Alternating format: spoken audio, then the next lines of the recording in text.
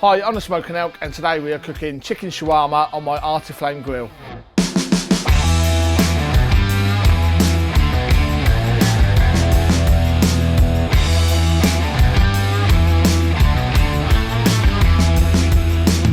Today I'm cooking chicken shawarma. Now if you follow my channel, if you've been watching my videos, you would have seen that I've done a chicken shawarma video before on the braai, on the rotisserie over fire. This is going to be that exact recipe, but today I'm cooking it on something a little bit different. I'm cooking it on my new Arteflame grill. Now I've got the Arteflame Classic 40 with wood storage, and I've got to tell you now, it is an absolutely fantastic grill. I've had it a few weeks and I'm absolutely loving it. I mean, this thing has a huge cooktop with a steel surface on there that once you get heated, once you get to a nice temperature, you can use that cooktop almost as a hob, as you use your kitchen hob. So much room to cook on, so it's perfect as a griddle. But today I want to show you the rotisserie attachment. So what better cook to do on a rotisserie than a chicken shawarma? So the first thing we're going to do is make our marinade for the chicken. I've got plenty of chicken thighs here that we're going to thread onto the rotisserie. We're going to get it over some fire, but first off we're going to make the marinade. Now to make the marinade, it's nice and simple. We're going to start with around about 100 to 150 ml of olive oil. Now it may seem like a lot, but a lot of it is going to stay behind in the bowl, so do not worry yourself too much. So we go in with the oil. Next we're going to want some paprika, so probably about a teaspoon, maybe 2 teaspoons of paprika in there. We've got some turmeric, so we're going to go in with about a teaspoon of turmeric. Chili flakes. Now you can not bother with the chili flakes. I like to put a few chili flakes in, but obviously if you're going to be using chili sauce, then you don't need to do this. Personal preference, but I'm going in with probably about half a teaspoon of some chili flakes there. And we've got some cumin. We want about a tablespoon of cumin, so in that goes. Maybe 2 teaspoons to a tablespoon of cumin. Allspice. Don't need too much of this stuff. This stuff is very strong, so we're going to go in with about half a teaspoon of allspice. And cinnamon, again this stuff really strong, so we're just going to go in probably about 1/4 teaspoon of cinnamon. Now next we're going to want some garlic in there, so I've got 5 garlic cloves here, nice large garlic cloves, so we're just going to crush these into our marinade. So just get yourself your garlic press and just crush them in nice and easy.